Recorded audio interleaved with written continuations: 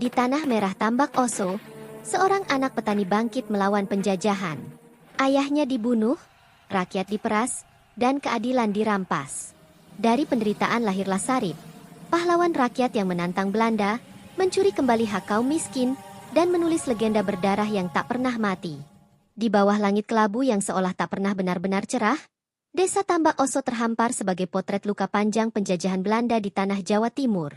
Angin membawa bau tebu yang manis, namun di baliknya tersimpan getir penderitaan rakyat. Sawah-sawah yang dahulu menjadi sumber kehidupan kini berubah menjadi ladang paksa milik kolonial. Rakyat tak lagi menanam untuk perut sendiri, melainkan untuk kepentingan penjajah yang tak pernah mengenal rasa cukup. Desa itu hidup, tetapi jiwanya dirampas perlahan. Setiap pagi, derap sepatu serdadu Belanda menggema di pematang sawah, mengawasi para petani yang bekerja tanpa pilihan. Cambuk dan teriakan menjadi alat disiplin, sementara keringat yang mengalir hanya dihargai dengan upah yang bahkan tak sanggup membeli beras untuk 1 hari. Anak-anak tumbuh dengan perut lapar, perempuan memendam tangis, dan para lelaki memikul rasa malu karena tak mampu melindungi keluarganya dari sistem yang kejam dan tak berperi kemanusiaan. Di tengah penderitaan itulah Sarip dilahirkan. Ia bukan anak bangsawan, bukan pula keturunan prajurit, melainkan darah daging seorang petani biasa yang hidupnya terikat pada tanah. Sejak kecil, Sarip sudah akrab dengan suara cangkul menghantam tanah dan rintihan ayah ibunya yang diperas oleh pajak kolonial. Dunia Sarip adalah dunia kerja paksa, ancaman senjata, dan ketidakadilan yang dianggap sebagai hal biasa oleh para penjajah. Tanah merah Tambak Oso menjadi saksi bisu masa kecil Sarip. Tanah itu menyerap keringat ayahnya, air mata ibunya, dan langkah-langkah kecil Sarip yang tumbuh di atas penderitaan. Setiap jengkalnya menyimpan cerita luka, tentang petani yang dipukul karena terlambat bekerja, tentang hasil panen yang dirampas tanpa ampun, dan tentang mimpi-mimpi sederhana rakyat yang dihancurkan oleh kekuasaan kolonial. Bagi Sarip kecil, ketidakadilan bukanlah konsep asing, melainkan kenyataan yang menampar setiap hari. Ia melihat bagaimana Belanda hidup dalam rumah besar, sementara rakyat pribumi berdesakan di gubuk bambu. Ia menyaksikan sendiri bagaimana hukum hanya berlaku untuk mereka yang berkulit putih dan bersenjata, sedangkan rakyat desa hanya punya 2 pilihan, patuh atau mati perlahan oleh kelaparan. Di bawah langit kelabu itulah takdir Sarip mulai ditulis. Tanpa disadari siapapun, dari rahim penderitaan desa Tambak Oso telah lahir seorang anak yang kelak mengguncang ketakutan penjajah. Darahnya adalah darah rakyat tertindas, dan tanah merah yang menempel di telapak kakinya akan menjadi saksi awal lahirnya seorang legenda, pahlawan rakyat yang kisahnya kelak menggema melampaui zaman. Langit kelabu yang menaungi desa Tambak Oso seakan semakin berat ketika tragedi itu terjadi.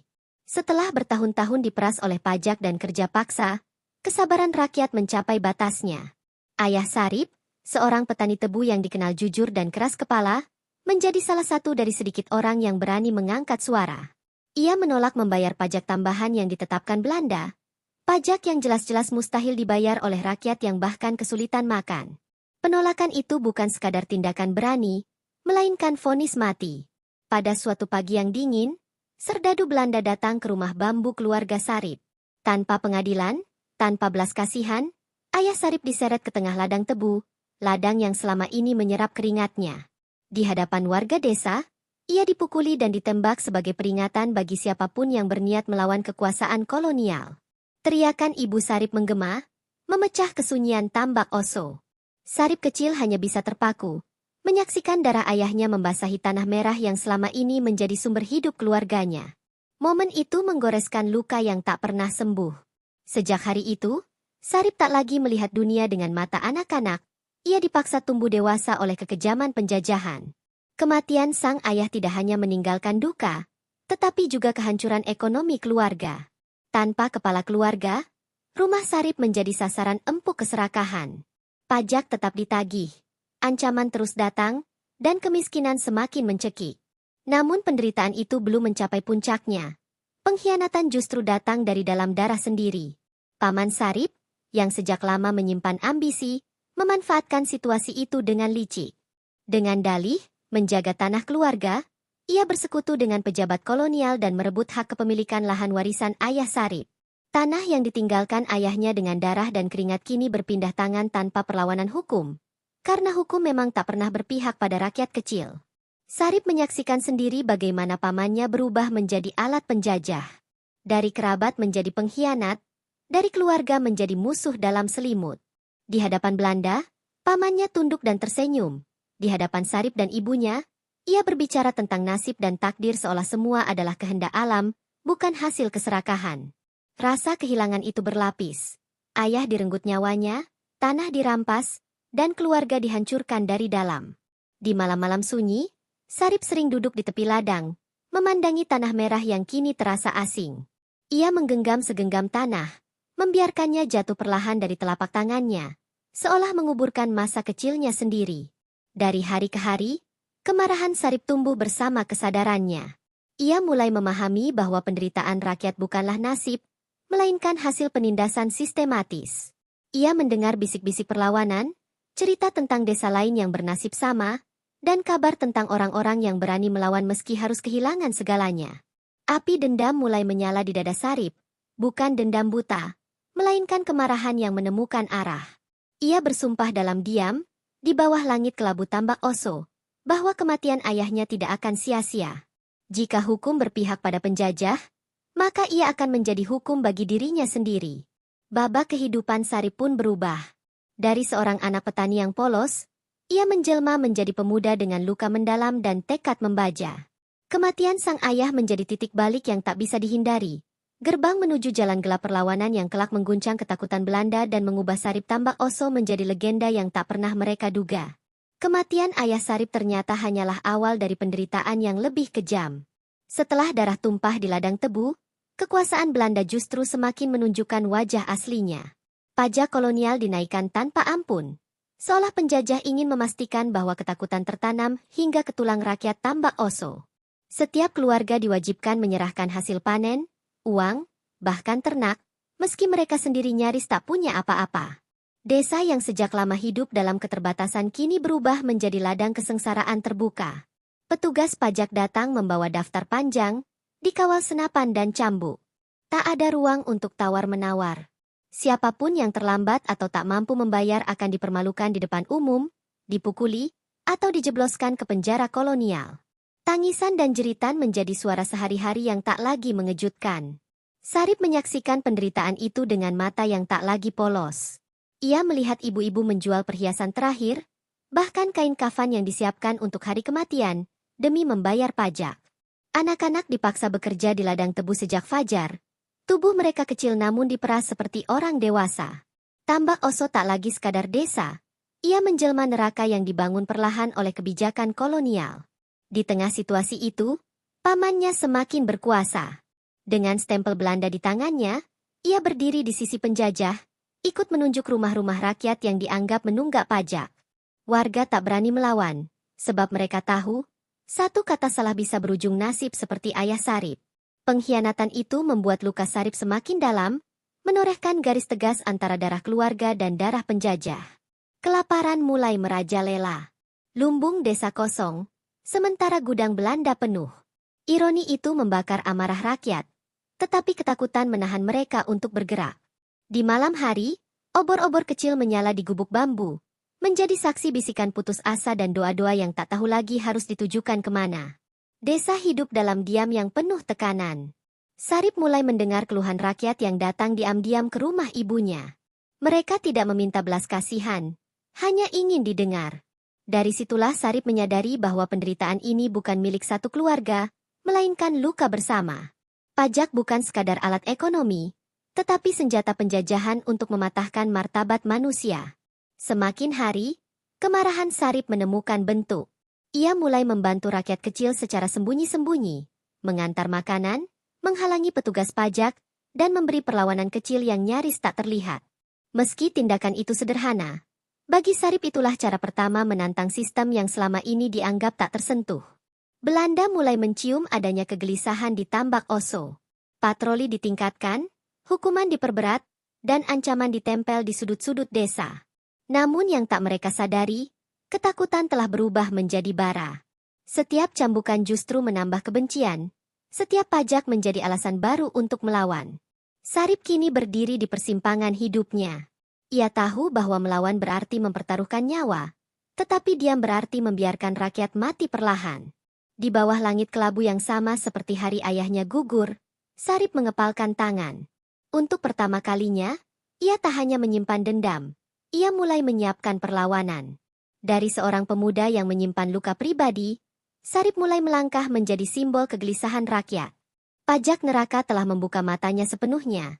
Penjajahan tidak akan runtuh oleh doa semata. Dan di balik penderitaan Tambak Oso, sejarah sedang menunggu seseorang yang berani menyalakan api perlawanan lebih besar. Tekanan yang terus menghimpit Tambak Oso membuat malam-malam terasa semakin panjang dan sunyi. Setelah pajak neraka menghancurkan sendi kehidupan rakyat, Sarip semakin sering mengasingkan diri. Ia berjalan menyusuri ladang tebu yang dahulu menjadi tempat ayahnya bekerja, kini berubah menjadi tanah penuh luka dan darah. Disitulah, di bawah cahaya bulan pucat, Sarip mulai merasakan panggilan aneh dari tanah merah yang selama ini hanya ia anggap sebagai saksi penderitaan. Orang-orang tua desa sejak lama berbisik tentang kekuatan leluhur yang bersemayam di bumi Tambak Oso. Tanah merah itu dipercaya menyimpan jiwa-jiwa petani yang mati tertindas, menyatu dengan alam dan menunggu seseorang yang cukup berani untuk mendengar panggilannya. Sarip, yang hatinya dipenuhi luka dan amarah, tanpa sadar menjadi jawaban dari penantian panjang itu. Pada suatu malam tanpa bintang, Sarip mengikuti nalurinya menuju sebuah sudut ladang yang jarang disentuh manusia. Angin berhenti berembus, suara jangkrik menghilang, dan udara terasa berat. Di tempat itu, tanah merah tampak lebih gelap dari biasanya, seolah menyerap cahaya bulan. Sarip berlutut dan menyentuh tanah itu dengan tangannya yang gemetar, merasakan panas aneh merambat ke seluruh tubuhnya. Detik berikutnya, Sarip dilanda penglihatan mengerikan sekaligus sakral. Ia melihat bayangan petani-petani masa lalu, tubuh mereka penuh luka, namun mata mereka menyala dengan amarah yang sama. Mereka tidak berbicara dengan suara, melainkan dengan rasa, menyalurkan penderitaan, kemarahan, dan tekad yang telah lama terpendam. Sarip menjerit, tetapi kakinya tak mampu bergerak. Ketika kesadarannya kembali, Sarip mendapati tubuhnya berubah. Luka-luka kecil di tangannya menutup dengan cepat, napasnya lebih dalam, dan kekuatan aneh mengalir di otot-ototnya. Tanah merah menempel di kulitnya seperti bagian dari dirinya sendiri. Sejak malam itu, Sarip tak lagi sama. Ia menjadi bagian dari kekuatan yang lebih tua dari penjajahan itu sendiri. Kabar perubahan Sarip menyebar diam-diam di kalangan rakyat. Mereka melihatnya mampu menahan pukulan, berlari lebih cepat dari kuda patroli, dan lolos dari kejaran serdadu dengan cara yang tak masuk akal. Namun Sarip sendiri menyadari bahwa kekuatan ini bukan hadiah tanpa harga. Setiap kali ia menggunakannya, ia merasakan bisikan leluhur yang menuntut satu hal, keberanian untuk benar-benar melawan. Belanda mulai mencium keanehan di Tambak Oso. Laporan tentang pemuda yang tak mempan senjata dianggap sebagai mitos rakyat bodoh. Namun ketakutan perlahan menyusup ke barak-barak mereka. Penjajah tak percaya pada cerita mistis, tetapi mereka sangat percaya pada kekuasaan, dan apapun yang mengancamnya harus dimusnahkan. Di sisi lain, pamannya Sarip mulai gelisah. Ia melihat perubahan keponakannya dengan mata curiga. Bagi sang paman, Sarip bukan lagi sekadar anak petani, melainkan ancaman hidup, bukan hanya bagi Belanda, tetapi juga bagi kekuasaan kecil yang ia nikmati sebagai kaki tangan penjajah. Sejak saat itu, pengkhianatan mulai disusun dalam diam. Sarip berdiri di tengah pusaran nasib yang tak bisa lagi dihindari. Dengan kekuatan tanah merah, ia kini memiliki kemampuan untuk melawan, tetapi juga membawa beban besar di pundaknya. Ia tahu, jika ia jatuh, harapan rakyat akan ikut terkubur. Namun jika ia bertindak, maka perang terbuka dengan penjajah akan menjadi kenyataan. Dari penderitaan dan pajak neraka, dari darah ayah dan tanah merah leluhur, Sarip Tambak Oso bangkit sebagai simbol baru perlawanan. Bukan lagi sekadar pemuda marah, melainkan senjata hidup yang lahir dari luka rakyat. Dan sejak malam itu, sejarah Tambak Oso mulai bergerak menuju pertumpahan darah yang lebih besar. Kekuatan tanah merah yang kini mengalir dalam tubuh Sarip tak lagi bisa dibendung hanya sebagai amarah terpendam. Setelah malam sakral yang mengubah hidupnya, Sarip melihat dengan jelas ketimpangan yang menyesakan. Rakyat kelaparan, sementara gudang-gudang Belanda penuh hasil rampasan dari keringat pribumi. Di sanalah keputusan besar diambil. Perlawanan tak lagi cukup dengan bisikan, tetapi harus diwujudkan dalam tindakan nyata yang mengguncang penjajah. Gudang logistik Belanda di pinggir Tambak Oso berdiri megah, dijaga ketat, dan dipenuhi karung beras, gula, serta emas pajak rakyat. Bangunan itu menjadi simbol keserakahan kolonial. Pada suatu malam tanpa bulan, Sarip bergerak sendirian, menyusuri bayangan ladang tebu. Langkahnya ringan, napasnya tenang, seolah malam itu sendiri membuka jalan baginya. Para penjaga tak pernah menduga bahwa bahaya datang bukan dari senjata, melainkan dari keberanian yang menyatu dengan kekuatan leluhur. Sarip melumpuhkan mereka satu persatu tanpa suara. Pukulan yang seharusnya mematahkan tulang justru membuat tubuhnya semakin kuat. Peluru yang dilepaskan hanya menyentuh tanah. Seakan tanah merah menolak melukai anaknya sendiri. Ketika pintu gudang berhasil dibuka, Sarip berdiri di hadapan kekayaan yang seharusnya menjadi milik rakyat. Ia tak mengambil apapun untuk dirinya. Malam itu, karung-karung beras dipindahkan, emas pajak dibagi, dan bahan makanan disalurkan secara diam-diam ke rumah-rumah rakyat miskin. Tangisan haru pecah di balik pintu bambu, bukan karena takut, melainkan karena harapan yang tiba-tiba kembali hidup. Keesokan paginya, Tambak Oso gempar. Gudang Belanda porak-poranda, penjaga terikat, dan persediaan lenyap tanpa jejak. Belanda murka. Mereka menyebut pelakunya sebagai pencuri, pemberontak, dan penjahat berbahaya. Namun di mulut rakyat, nama Sarip mulai diucapkan dengan nada berbeda. Ia disebut penolong, pembela, dan harapan terakhir. Aksi itu bukan yang terakhir. Dari desa ke desa, cerita tentang seorang pemuda yang mencuri harta penjajah dan membagikannya kepada rakyat menyebar cepat. Sarip tak pernah menampakkan diri terang-terangan, tetapi jejaknya selalu tertinggal dalam bentuk perut kenyang dan pajak yang gagal dipungut. Ia menjelma bayangan yang menghantui kekuasaan kolonial. Belanda pun meningkatkan perburuan. Hadiah besar diumumkan bagi siapapun yang bisa menangkap atau membunuh Sarip Tambak Oso. Pasukan tambahan didatangkan, senjata diperbarui, dan pendekar bayaran mulai direkrut. Namun semakin besar tekanan penjajah, semakin kuat pula dukungan rakyat. Sarip tak lagi bergerak sendirian. Ia dilindungi oleh keheningan desa dan loyalitas orang-orang tertindas. Di balik semua itu, pamannya Sarip semakin terpojok. Aksi-aksi Sarip mengancam posisi dan keselamatannya sebagai kaki tangan Belanda. Ia mulai menyadari bahwa legenda yang sedang tumbuh ini tidak bisa dihentikan dengan kekuatan biasa. Sejak saat itu, benih pengkhianatan tahap berikutnya mulai disiram.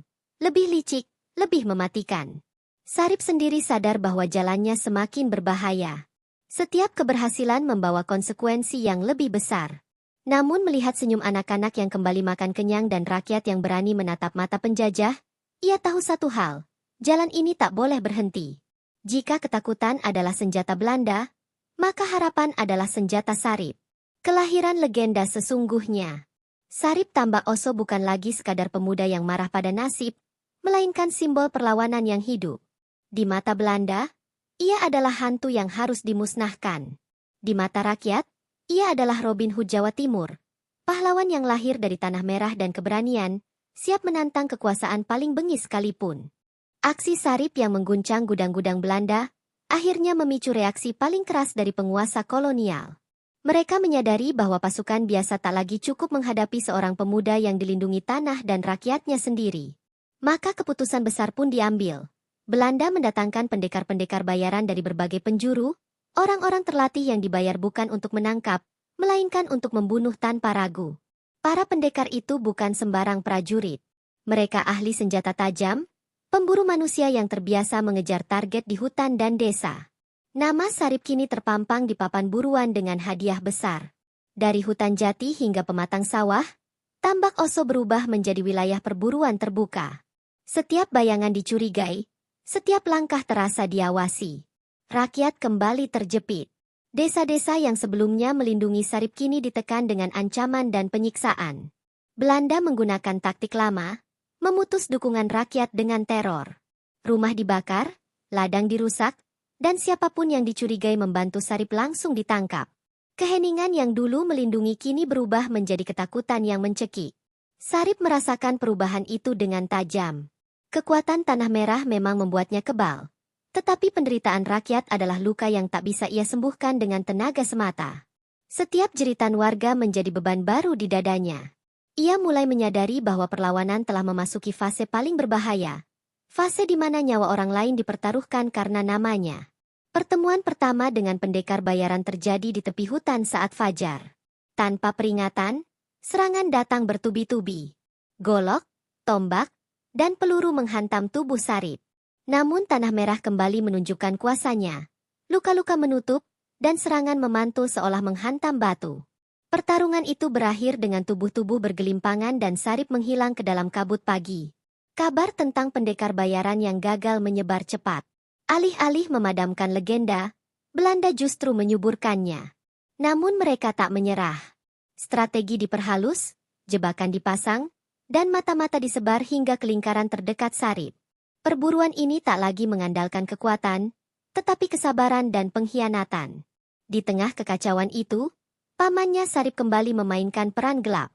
Ia mengamati setiap gerak-gerik keponakannya, mengumpulkan informasi, dan menyampaikannya kepada Belanda dengan satu tujuan, menyelamatkan diri dan kekuasaannya sendiri.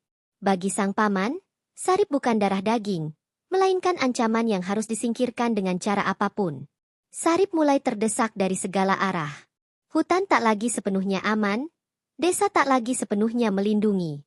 Ia berpindah-pindah, hidup dalam bayangan, dan bertarung hampir setiap hari. Tubuhnya mungkin kuat, tetapi jiwanya diuji tanpa henti. Setiap kemenangan terasa pahit karena selalu diiringi kabar penderitaan baru. Dalam kesendirian, Sarip mulai bertanya pada dirinya sendiri tentang harga sebuah perlawanan. Apakah legenda ini akan menyelamatkan rakyat, atau justru membawa kehancuran lebih besar? Bisikan leluhur kembali hadir, mengingatkannya bahwa jalan ini memang tak pernah dijanjikan berakhir dengan kemenangan, melainkan dengan pengorbanan. Fase paling gelap dalam perjalanan Sarip Tambak Oso. Perburuan berdarah telah dimulai, dan musuh kini semakin cerdas serta kejam. Di balik bayangan pendekar bayaran dan pengkhianatan keluarga, satu kenyataan mulai terbentuk perlahan. Legenda yang lahir dari Tanah Merah kini sedang diarahkan menuju akhir yang tragis. Akhir yang akan menentukan apakah Sarip dikenang sebagai pahlawan, atau dikubur sebagai ancaman oleh sejarah. Perburuan berdarah yang gagal demi gagal membuat Belanda akhirnya menyadari satu kenyataan pahit. Sarip Tambak Oso tidak bisa dikalahkan dengan cara biasa. Senjata, jumlah pasukan, bahkan pendekar bayaran terbaik sekalipun tak mampu menjatuhkannya. Di balik kegagalan itu, ketakutan mulai merayap di barisan kolonial. Mereka membutuhkan sesuatu yang lebih dari sekadar kekuatan. Mereka membutuhkan rahasia. Rahasia itu datang dari sumber yang paling tak terduga, darah daging Sarip sendiri. Pamannya, yang sejak lama mengamati perubahan Sarip, mulai menghubungkan cerita leluhur, bisikan Tanah Merah, dan kekebalan tubuh keponakannya. Dengan rasa iri, takut, dan ambisi bercampur menjadi satu, ia menggali cerita lama yang selama ini hanya dianggap mitos, tentang kekuatan yang lahir dari tanah, dan tentang cara mengakhiri kekuatan itu. Dalam pertemuan gelap dengan pejabat Belanda, sang paman membongkar segalanya. Ia mengungkap bahwa kekuatan Sarip bukan tanpa celah. Ada satu senjata yang dipercaya mampu menembus perlindungan Tanah Merah. Peluru emas yang dilumuri darah babi, simbol kenajisan yang memutus ikatan sakral antara manusia dan leluhur. Bagi Belanda, itu bukan sekadar taktik, melainkan harapan terakhir. Rencana pun disusun dengan dingin dan teliti. Peluru emas dilebur khusus, ritual kotor dilakukan, dan jebakan dipasang di tempat yang paling mungkin dilalui Sarip. Tidak ada lagi perburuan membabi buta. Kali ini, mereka menunggu dengan sabar, dibantu informasi rinci dari sang pengkhianat yang tahu kebiasaan dan jalur gerak Sarip. Sarip sendiri mulai merasakan firasat buruk. Bisikan leluhur terdengar lebih berat, tidak lagi penuh amarah, melainkan peringatan. Tanah Merah terasa dingin di telapak kakinya, seolah memberi isyarat bahwa bahaya yang datang berbeda dari sebelumnya. Namun Sarip tetap melangkah. Mundur bukan lagi pilihan, karena rakyat telah menggantungkan harapan padanya. Malam itu, hujan turun perlahan, membasahi ladang dan hutan Tambak Oso. Sarip bergerak menuju sebuah titik yang ia kira aman, tanpa menyadari bahwa jalur itu telah dijual oleh darahnya sendiri. Di balik pepohonan, laras senapan diarahkan. Tidak ada teriakan, tidak ada peringatan. Hanya detak jantung dan napas yang tertahan. Ketika tembakan dilepaskan, dunia seakan berhenti.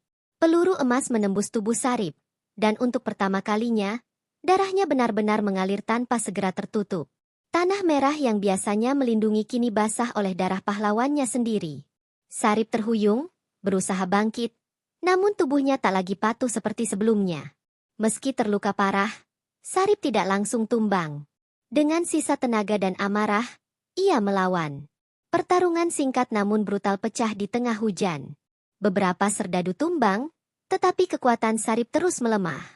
Ia menyadari kebenaran pahit itu, rahasia telah dibocorkan, dan takdirnya mulai disegel. Di kejauhan, pamannya menyaksikan hasil pengkhianatan itu dengan wajah pucat. Apa yang awalnya ia kira sebagai kemenangan terasa berubah menjadi kutukan. Melihat Sarip yang berdarah-darah, bukan rasa lega yang muncul, melainkan ketakutan, karena ia tahu, sejarah tidak pernah memaafkan pengkhianat. Titik balik yang tak bisa ditarik kembali.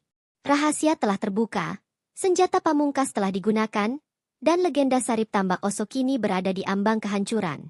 Namun di balik darah dan pengkhianatan, satu hal mulai terasa jelas. Akhir Sarip mungkin sudah dekat, tetapi kisahnya belum selesai. Karena justru di ambang kematian, seorang legenda akan diuji untuk terakhir kalinya. Hujan turun semakin deras ketika Sarip Tambak Oso akhirnya jatuh berlutut di atas tanah merah yang selama ini melindunginya. Darahnya mengalir deras, bercampur dengan lumpur dan air hujan, seolah alam sendiri ikut menangisi takdir yang sedang diselesaikan. Untuk pertama kalinya sejak kebangkitan kekuatannya, Sarip merasakan dingin yang nyata.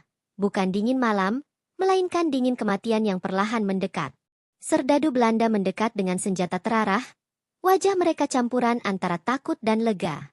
Mereka tahu, meski Sarip terluka parah, satu kesalahan kecil bisa membuat mereka ikut tumbang. Namun Sarip tidak lagi bangkit untuk menyerang. Dengan napas terengah, ia justru menatap tanah di bawahnya. Tanah yang telah menyerap keringat ayahnya, penderitaan rakyat, dan kini darahnya sendiri. Dalam detik-detik terakhirnya, Sarip teringat wajah-wajah rakyat Tambak Oso. Anak-anak yang pernah ia beri makan, para petani yang kembali berani menatap penjajah, dan ibunya yang kehilangan suami demi keadilan. Tidak ada penyesalan di matanya. Jika hidupnya harus berakhir di tanah ini, maka biarlah darahnya menjadi harga terakhir bagi harapan rakyat. Sebelum peluru terakhir dilepaskan, Sarip mengucapkan sumpah lirih, bukan kepada Belanda, melainkan kepada tanah dan leluhur. Ia bersumpah bahwa perlawanan tidak akan mati bersamanya. Bahwa selama masih ada ketidakadilan, selama tanah ini diinjak penjajah, semangatnya akan hidup di setiap orang yang berani melawan. Tembakan terakhir pun menggema. Tubuh Sarip roboh sepenuhnya, menyatu dengan tanah merah Tambak Oso. Hening seketika menyelimuti ladang. Tidak ada suara kemenangan dari pihak Belanda, hanya keheningan yang aneh. Seolah mereka baru saja membunuh sesuatu yang lebih besar dari seorang manusia. Kematian Sarip tidak membawa ketenangan bagi penjajah. Justru sebaliknya, desa-desa di sekitar Tambak Oso mulai bergolak. Cerita tentang keberanian Sarip menyebar lebih cepat daripada peluru. Rakyat mulai berani menolak pajak, menyembunyikan hasil panen, dan melawan dengan cara mereka sendiri. Nama Sarip menjadi teriakan perlawanan, bukan lagi sekadar legenda. Pamannya hidup dalam bayang-bayang pengkhianatan. Ia memang selamat, tetapi namanya terhapus dari kehormatan. Setiap kali tanah merah disebut, setiap kali kisah Sarip diceritakan, ia dikenang sebagai contoh bahwa pengkhianatan mungkin memberi hidup, tetapi mencabut jiwa selamanya. Belanda mencoba menghapus jejak Sarip dari catatan resmi. Mereka menyebutnya pemberontak, penjahat, dan ancaman. Namun sejarah rakyat tidak ditulis dengan tinta penjajah, melainkan dengan ingatan dan cerita yang diwariskan. Dari mulut ke mulut, dari generasi ke generasi, Sarip Tambak Oso hidup sebagai pahlawan rakyat sejati. Tanah merah Tambak Oso dipercaya tak pernah sama sejak hari itu. Orang-orang tua berkata, tanah itu menyimpan kekuatan Sarip, dan siapapun yang menindas di atasnya akan merasakan kegelisahan yang tak bisa dijelaskan. Legenda pun tumbuh, bahwa roh Sarip masih menjaga rakyat kecil, menjadi pengingat bahwa keberanian tidak pernah benar-benar mati. Kisah hidup Sarip Tambak Oso, tetapi membuka keabadiannya sebagai legenda Nusantara. Ia gugur sebagai manusia, namun bangkit sebagai simbol perlawanan. Penjajah boleh memenangkan satu pertempuran, tetapi mereka kalah dalam sejarah. Karena selama kisah ini masih diceritakan, Sarip Tambak Oso akan selalu hidup, di tanah, di ingatan, dan di jiwa rakyat yang menolak tunduk pada ketidakadilan. Kematian Sarip Tambak Oso tidak menutup luka Tambak Oso. Ia justru membukanya lebih lebar. Hari-hari setelah tubuh Sarip rebah di tanah merah dipenuhi keheningan yang menyesakan. Tidak ada tangisan keras, tidak ada jeritan terbuka.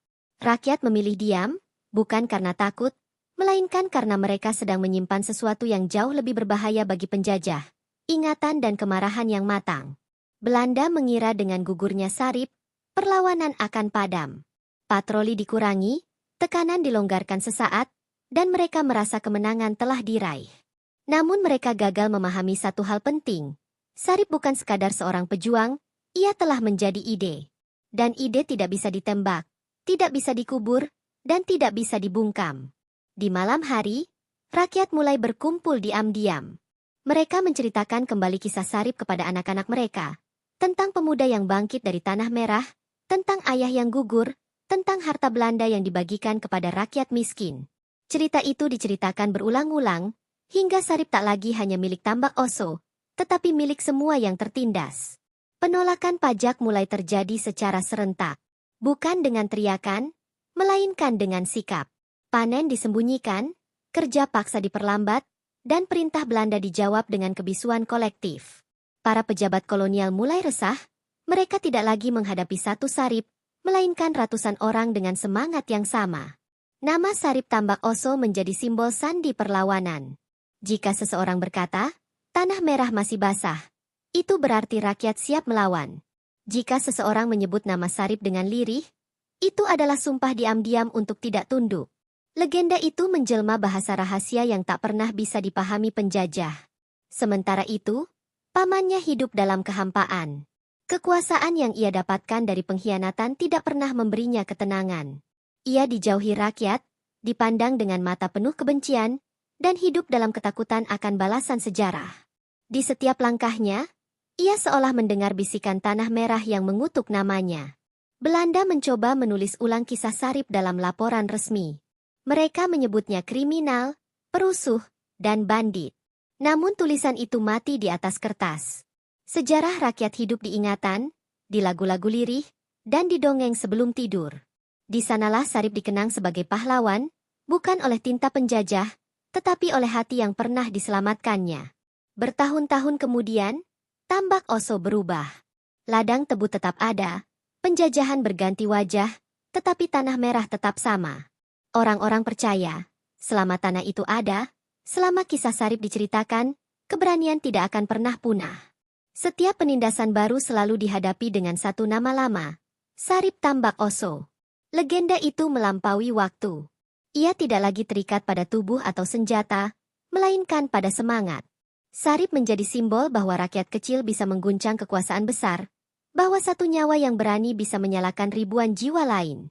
Ia membuktikan bahwa kematian bukanlah akhir bagi mereka yang berjuang demi keadilan. Kisah dengan satu kebenaran yang tak terbantahkan.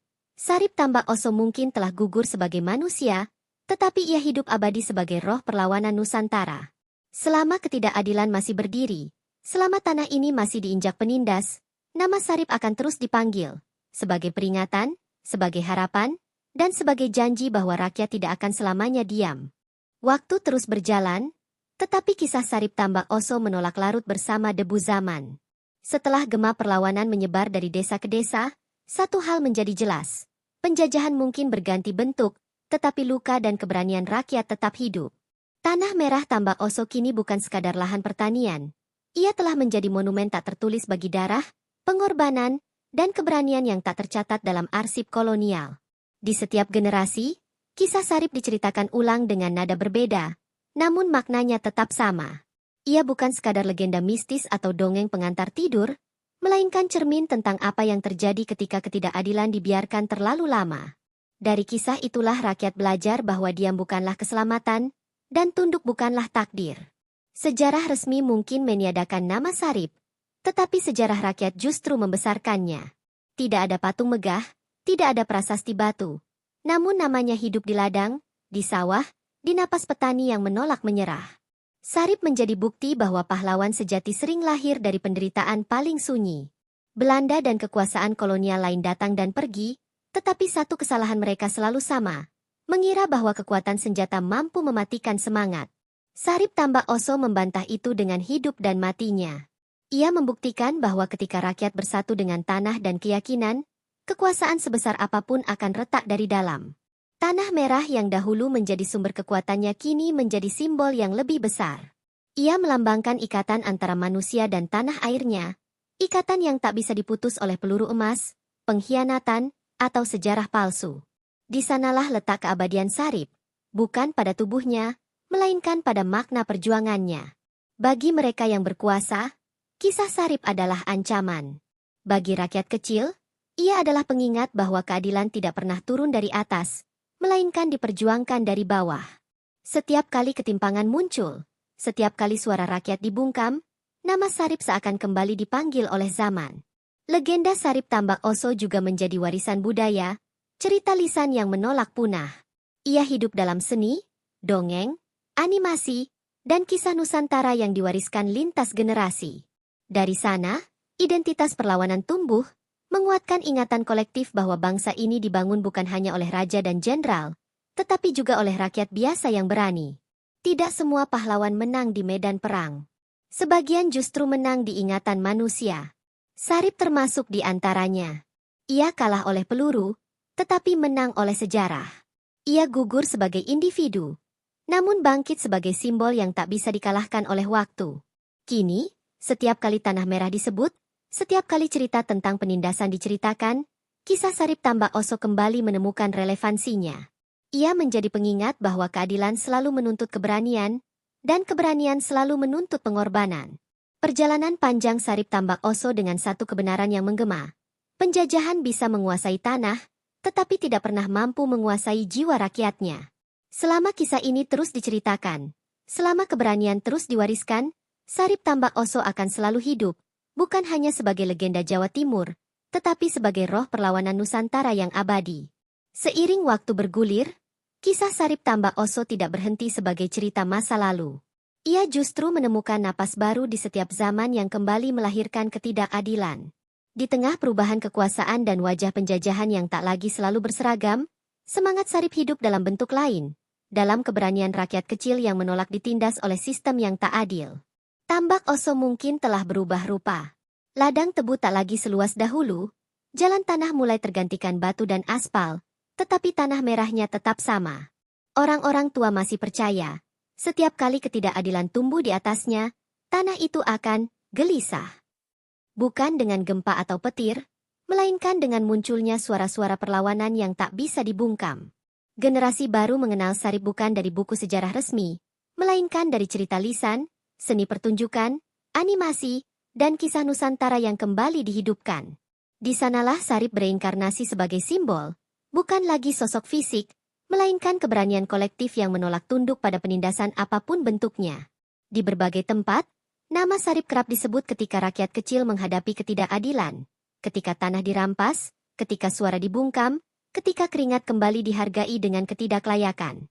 Sarip menjadi bahasa diam yang dipahami mereka yang pernah atau sedang tertindas. Ia bukan ajakan untuk kekerasan, melainkan panggilan untuk keberanian. Kisah Sarip juga menjadi cermin bagi kekuasaan. Ia mengingatkan bahwa kekuatan tanpa keadilan hanya melahirkan ketakutan sementara.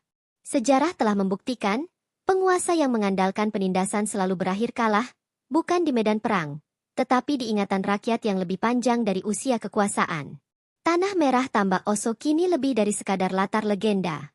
Ia adalah simbol hubungan abadi antara manusia, tanah, dan martabat.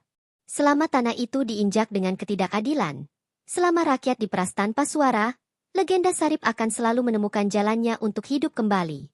Disinilah letak kekuatan terbesar kisah ini.